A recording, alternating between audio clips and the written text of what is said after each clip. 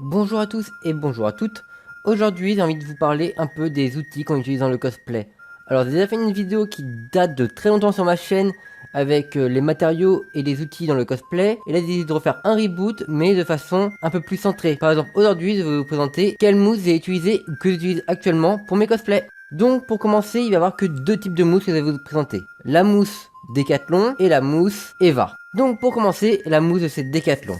Donc, la mousse de cette Décathlon, on parle de la mousse qu'on peut trouver dans les magasins de sport. Donc quand on dit Decathlon, c'est également Intersport et toutes ces compagnies où on peut trouver des tapis de mousse à 2 voire 3 euros maximum. Alors pourquoi je vous en parle? Parce que ça a été la première mousse laquelle j'ai travaillé sur mes cosplays. Avec j'ai fait mes cosplays de Senseiya, Iki et Shiryu.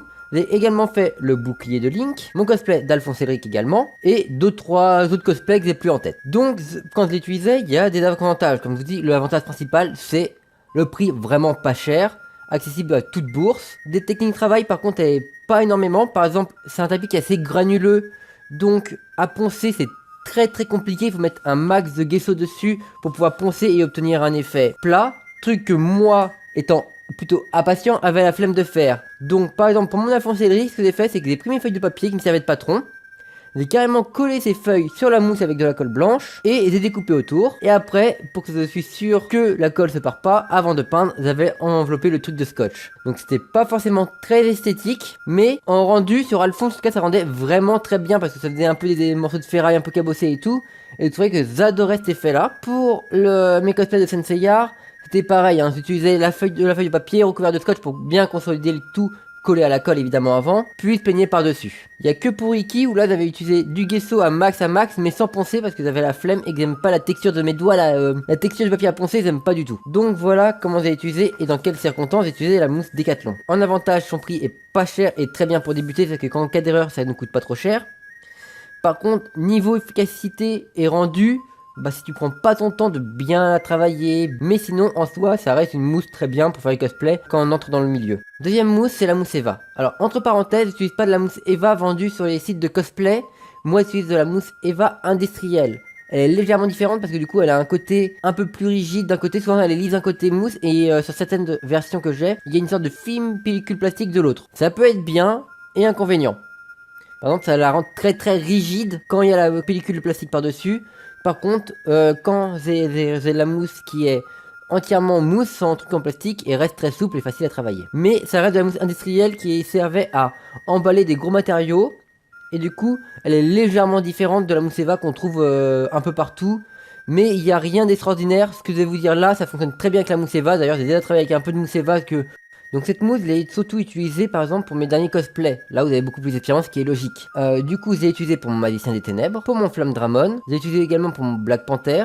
Du coup, quel est son avantage? Eh ben, contrairement à la mousse tapis de Décathlon où on trouve qu'une seule dimension, bah déjà la mousse Eva, vous aurez plein de dimensions différentes. Densité différente, épaisseur différente qui est très important dans le cosplay pour faire les détails. Donc ça, c'est très important sur la gamme de mousse Eva, elle est très large.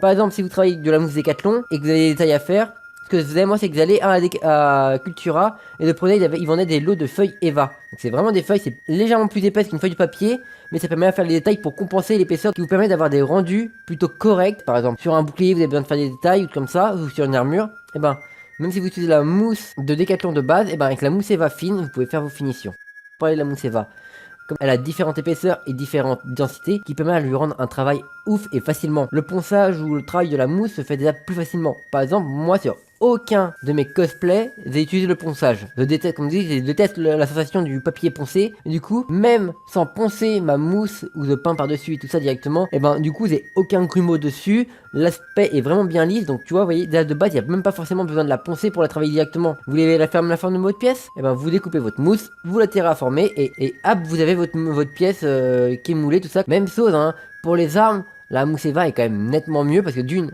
si vous prenez une bonne densité bien rigide, et ben pour les épées ça passe nickel.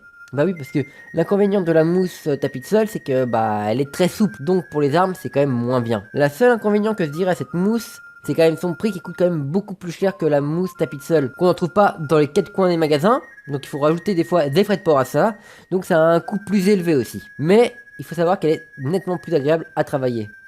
Donc pour conclure, laquelle utiliser. C'est très simple. Si vous avez vraiment aucune expérience en crafting, vous ne savez pas commencer, que vous voulez vous lancer, ne vous cassez pas à essayer de chercher le must du must en niveau qualité. Allez d'abord chez Decathlon, Intersport, etc. les magasins de sport qui prêtent chez vous. Prenez des tapis de sol et entraînez-vous avec. Vous verrez, bien que le rendu sera pas top, vu que ce sera une de vos premières créations, vous en ferez fier. Si vous avez déjà de l'expérience au niveau crafting, vous avez déjà travaillé de la mousse, je sais pas, du warblock, comme ça, mais vous connaissez déjà bien les techniques, ou que vous êtes déjà très manuel de base, allez sur de l'EVA. Si vous êtes patient, vous arriverez à faire des bons trucs calmement, et vous obtiendrez un truc assez bien, voire même très bien dès le début. Vous êtes plutôt patient, vous aimez bien faire les trucs minutieusement, passez directement sur l'EVA. La mousse Decathlon vous servira à rien. Si vous voulez prendre votre temps calmement et que vous êtes bien renseigné, en fait, si vous avez déjà tout ce qu'il vous faut, vous avez la confiance en vous et tout ça pour aller crafter sur la mousse EVA, allez sur la mousse EVA. Si vous êtes plus hésitant, que vous avez une petite bourse financière, partez sur la mousse Decathlon. Tout ça, ça coûte vraiment pas très cher. Je vous dis, c'est 2-3 euros le tapis. C'est pas grave si vous vous plantez, ça reste toujours de l'expérience acquis. Et voilà, c'était les mousses que j'ai utilisées pour mes cosplays.